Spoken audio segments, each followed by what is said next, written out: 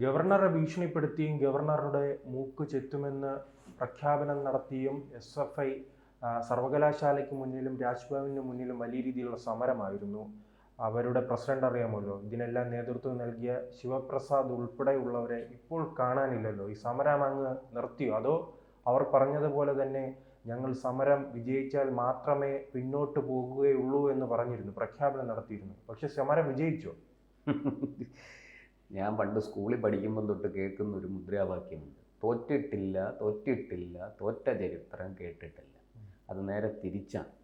തോറ്റിട്ടുണ്ട്, തോറ്റിട്ടുണ്ട്, തോറ്റ ചരിത്രമേ പറയാനുള്ളൂ, കേൾക്കാനുള്ളൂ എന്നാണ് സത്യത്തിൽ SFIയെ കുറിച്ച് പറയേണ്ടത്. അവർ നടത്തിയ ഏതെങ്കിലും സമരം വിജയിച്ചത് നിങ്ങൾക്കറിയാം? ഒന്ന് നമുക്കൊന്ന് ശകലം പുറകിലേക്ക് തിരിഞ്ഞു നോക്കാം. പണ്ട് സ്വാശ്രയ കോളേജുകൾക്കെതിരെ സമരം വന്നു. എന്തായി? 2001 മുതൽ 2003, 2004 വരെ തെരുവുകളെ ചോരയിൽ മുക്കിയ സമരമായിരുന്നു, അല്ലേ? വലിയ കോലാഹലമായിരുന്നു. 2006 സർക്കാർ വന്നപ്പോൾ എന്തായി? ഇടതുപക്ഷ സർക്കാർ, VS അച്യുതാനന്ദൻ മുഖ്യമന്ത്രിയായി, രണ്ടാം മുണ്ടശ്ശേരി എന്ന് പറയുന്ന MA ബേബി വിദ്യാഭ്യാസ മന്ത്രിയായ കാലത്ത് എന്താ സംഭവിച്ചത്? സ്വാശ്രയ കോളേജുകളെല്ലാം എടുത്ത് ചാക്കത്തോട്ടി കളഞ്ഞു, അതോ അറബിക്കടലിലെറിഞ്ഞു? ഒന്നും ഉണ്ടായില്ലല്ലോ. അവിടെ ആരാ ജയിച്ചത്, ആരാ തോറ്റത്? ആരാ അവിടെ ആയുധം വെച്ച് കീഴടങ്ങിയത്? ഇനി അതിനും കുറച്ച് പുറകിലേക്ക് പോവാം. അതിന് മുമ്പ് നടന്ന മറ്റൊരു സമരം ഞാൻ ഓർമ്മിപ്പിക്കാം. 1991-95 കാലത്ത് കരുണാകരൻ മുഖ്യമന്ത്രിയായിരുന്നപ്പോൾ കേരള യൂണിവേഴ്സിറ്റിയുടെ വൈസ് ചാൻസലറായിട്ട് ഡോക്ടർ JV വിളനിലത്തെ നിയോഗിച്ചു. അദ്ദേഹം ഏതോ ഒരു വ്യാജ യൂണിവേഴ്സിറ്റി, ചാത്തൻ യൂണിവേഴ്സിറ്റിയിൽ നിന്നൊരു സർട്ടിഫിക്കറ്റ് കരസ്ഥമാക്കിയിട്ടുണ്ട് എന്നും പറഞ്ഞ് അദ്ദേഹത്തിനെതിരെ വലിയ കോലാഹലവും വലിയ സമരവും, എത്രയോ സർക്കാർ വാഹനങ്ങൾ കത്തിച്ചു, അല്ലേ? എന്നിട്ട് എന്തായി? ഡോക്ടർ JV വിളനിലത്തിൻ്റെ ഒരു രോമത്തിനെങ്കിലും കേടുവന്നു. അവിടെ ആരാ തോറ്റത്? പിന്നെ സ്വാശ്രയ കോളേജുകൾക്കെതിരെ സമരം നടത്തിയപ്പോൾ ഒരു കാര്യം മറന്നുപോയി SFI. അന്ന് പാർട്ടി സെക്രട്ടറി ആയിരുന്ന നേതാവിൻ്റെ മക്കൾ എവിടെ പഠിച്ചു? മകളും മകനും എവിടെയൊക്കെ പഠിച്ചു? ഇന്ത്യക്കകത്തും ഇന്ത്യക്ക് പുറത്തും അവരൊക്കെ പഠിച്ചല്ലോ. ഏതൊക്കെ യൂണിവേഴ്സിറ്റികളിലാണ് പഠിച്ചേ? ഈ ഏതൊക്കെ കോളേജുകളിലാണ് അവർ പഠിച്ചത്? അതൊക്കെ സർക്കാർ കോളേജുകളാണോ? അപ്പോൾ ഈ SFI ഇതൊക്കെ എന്താ പറയുക, കണ്ണിൽ പൊടിയിടാൻ വേണ്ടിയിട്ട് സാധാരണക്കാരുടെ ഇവിടെ കുറേ എന്താ പറയുക, ഈ രാഷ്ട്രീയ തിമിരം ബാധിച്ച ആൾക്കാരുണ്ടല്ലോ, അന്ധമായ രാഷ്ട്രീയ ഭക്തി. അത് എല്ലാ രാഷ്ട്രീയ പാർട്ടികളിലും അങ്ങനത്തെ ആൾക്കാരുണ്ട്. അങ്ങനെയുള്ള കുറേ ആൾക്കാരുടെ കണ്ണിൽ പൊടിയിടാൻ വേണ്ടി നടത്തിയതാണ്. അല്ല, ഈ SFI കുട്ടികളെ കുറ്റം പറയാൻ കഴിയില്ല. ഈ മൂത്ത സഖാക്കളുണ്ടല്ലോ, ഒരു അസുഖം വന്നാൽ പ്രൈവറ്റ് ഹോസ്പിറ്റലിൽ പോകും, മക്കളെ പഠിപ്പിക്കാനായി ഈ പ്രൈവറ്റ് സ്കൂളുകളിൽ പോകും. അത്രയേ ഉള്ളൂ. അത് കാരണം ഇപ്പോൾ അവസാനം കണ്ടില്ലേ, മുഖ്യമന്ത്രി പോലും വിദേശത്ത് പോയാണ് ചികിത്സ നടത്തുന്നത്. അതെ, സജി ചെറിയാൻ പറയുന്നത് എന്റെ ജീവൻ രക്ഷിച്ചത് സ്വകാര്യ ആശുപത്രിയാണ്. സ്വകാര്യ പേരെടുത്ത് പറയണം, അമൃത, എറണാകുളത്തെ അമൃത ആശുപത്രിയിൽ പോയി ചികിത്സിച്ചുകൊണ്ടാണ് ഞാൻ രക്ഷപ്പെട്ടതെന്ന്. കാരണം അല്ലെങ്കിൽ കേരളത്തിന് വലിയ നഷ്ടമായി പോയി അദ്ദേഹത്തിന്റെ ജീവൻ നിലനിർത്തിയത്. മാത്രമല്ല, ഇങ്ങനെ ഭരണഘടനയൊക്കെ ഇങ്ങനെ പുകഴ്ത്താൻ കഴിയുന്ന മറ്റൊരു നേതാവ് ഉണ്ടോ കേരളത്തിൽ?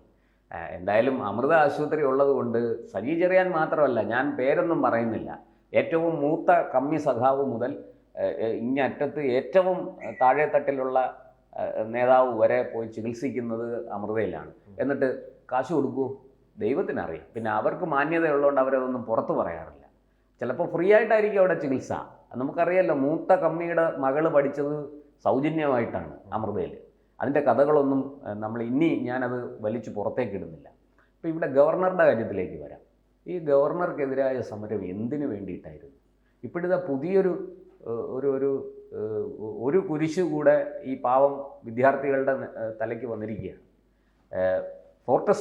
തിരുവനന്തപുരത്ത് ഫോർട്ട് സ്റ്റേഷനിൽ പരാതി എന്നിട്ടുണ്ട്. ഗവർണറെ ആക്രമിക്കാൻ ശ്രമിച്ചു, ഗവർണറുടെ സുരക്ഷയിൽ വീഴ്ച വരുത്തി. ആർക്കൊക്കെതിരെ? രജിസ്ട്രാർക്കെതിരെ ഉണ്ട്, അതുപോലെ ഇടത് സിൻഡിക്കേറ്റ് അംഗങ്ങൾക്കെതിരെ ഉണ്ട്. ഇനി അത് SFIയിലെ 27 പേരെ അറസ്റ്റ് ചെയ്ത് കേരള സർവകലാശാല ആസ്ഥാനത്തിന് മുന്നിൽ സമരം ചെയ്തതിൽ 27 പേരെ അറസ്റ്റ് ചെയ്ത് ജാമ്യമില്ലാ വകുപ്പ് ചുമത്തി അറസ്റ്റ് ചെയ്ത കേസ് അവിടെ നിൽക്കുകയാണ്, അല്ലേ? അവരുടെ അവസ്ഥ എന്താവും? ഇവർക്കിനി നാളെ ഒരു PSC പരീക്ഷ എഴുതാൻ സാധിക്കുമോ? പരീക്ഷ എഴുതി ജയിച്ചാൽ തന്നെ ജോലി കിട്ടാൻ സാധ്യതയുണ്ടോ ഈ കേസ് ഇങ്ങനെ നിൽക്കുമ്പോൾ? ഇനി തുടർഭരണമൊക്കെ കിട്ടി ഈ പറഞ്ഞതുപോലെ കേസൊക്കെ എഴുതി തള്ളിയാൽ ഒരു സാധ്യതയുണ്ട്. എന്നല്ലാതെ ആ കേസ് അങ്ങനെ നിലനിൽക്കുമ്പോൾ വലിയ തിരിച്ചടിയാണ്. ഇപ്പോഴിതാ ഈ രജിസ്ട്രാർക്കെതിരെ കേസെടുക്കണം, അതുപോലെ ഇടത് സിൻഡിക്കേറ്റ് അംഗങ്ങൾക്കെതിരെ കേസെടുക്കണം. എന്തിനാ? SFIയുമായിട്ട് ഗൂഢാലോചന നടത്തി ഗവർണറുടെ സുരക്ഷയിൽ വീഴ്ച വരുത്തി ഗവർണറെ ആക്രമിക്കാൻ ശ്രമിച്ചു എന്നാണ് പരാതി. ആ പരാതിക്കെതിരെ പോലീസിന് നടപടിയെടുക്കാതിരിക്കാൻ കഴിയില്ല. ആ പരാതി അല്ലെങ്കിൽ പരാതി കൊടുത്ത് ഈ അവിടെ നടന്ന പരിപാടി സിൻഡിക്കേറ്റിൻ്റെ ഹാള് വാടകയ്ക്കെടുത്ത് പരിപാടി നടത്തിയ സംഘാടകരാണ് ഈ പരാതി കൊടുത്തിരിക്കുന്നത്. ഞാൻ ആലോചിക്കുന്ന അവരെന്തുകൊണ്ട് ഇത്രയും വൈകി എന്നാണ് എനിക്ക് മനസ്സിലാകാത്തത്. ഇത് വളരെ നേരത്തെ ചെയ്യേണ്ടതായിരുന്നു. എന്തുകൊണ്ടോ അത് പോട്ടെ, സമയത്തിൻ്റെ കാര്യത്തെക്കുറിച്ച് തർക്കം വേണ്ട. പക്ഷെ ഞാൻ മനസ്സിലാക്കുന്നത് ഇപ്പോൾ ഈ പരാതി പോലീസിന് അങ്ങനെ എഴുതിത്തള്ളാൻ സാധിക്കില്ല. കാരണം ഈ ഗവർണറുടെ സുരക്ഷയിൽ പ്രശ്നങ്ങളുണ്ടെന്നും ഗവർണർക്ക് കൂടുതൽ സുരക്ഷ ഏർപ്പെടുത്തണമെന്നും ഒക്കെ പറഞ്ഞ് നിരവധി സ്പെഷ്യൽ ബ്രാഞ്ചിൻ്റെ അടക്കം IBയുടെ അടക്കം നിരവധി റിപ്പോർട്ടുകളുണ്ട്. ഇതൊക്കെ അങ്ങ് കണ്ണുമടച്ച് തള്ളിക്കളയാൻ ഇത് വെള്ളരിക്കപ്പെട്ടണമൊന്നുമല്ല, ഇത് ക്യൂബയും ചൈനയും ഒന്നുമല്ല. അത് ഇടത് സഖാക്കൾ മനസ്സിലാക്കണം.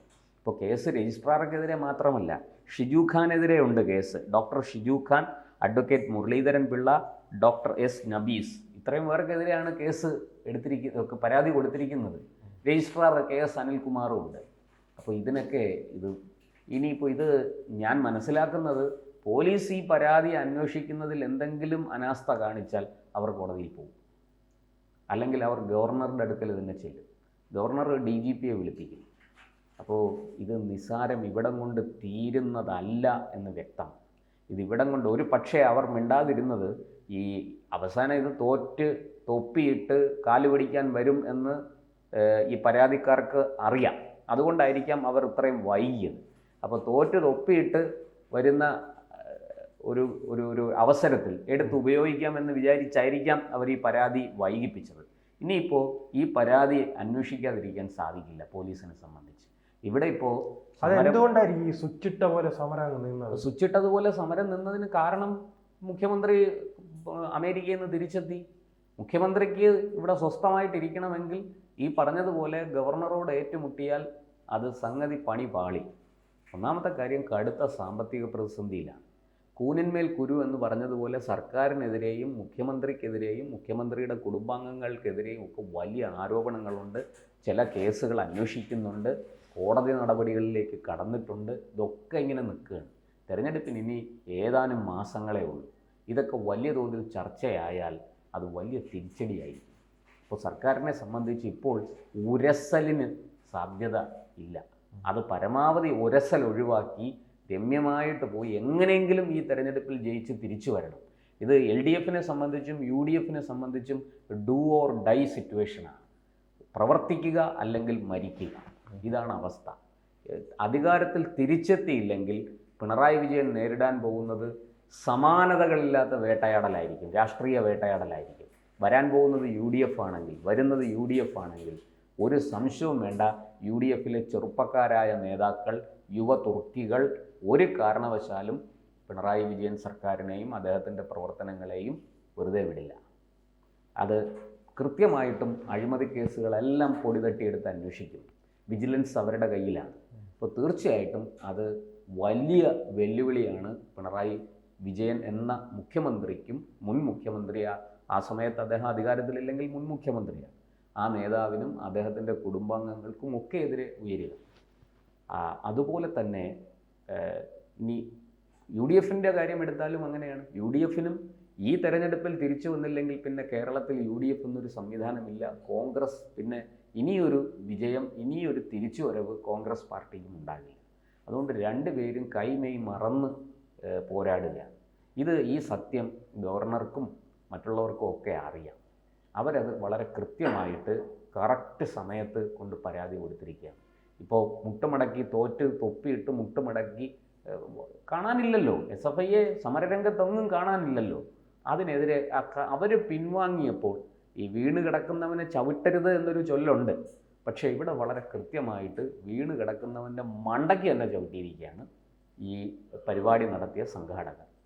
അതുകൊണ്ട് നമുക്ക് വരും ദിവസങ്ങളിൽ എന്താണ് സംഭവിക്കുന്നതെന്ന് നോക്കാം. എന്തായാലും SFIയുടെ ചീട്ട് കീറി എന്നുള്ള കാര്യത്തിൽ സംശയമൊന്നുമില്ല. കൂടുതൽ വാർത്തകളും വിശേഷങ്ങളും നിങ്ങളിലേക്ക് എത്താൻ ABC മലയാളം സബ്സ്ക്രൈബ് ചെയ്യുക, ബെൽബട്ടനും അമർത്തുക.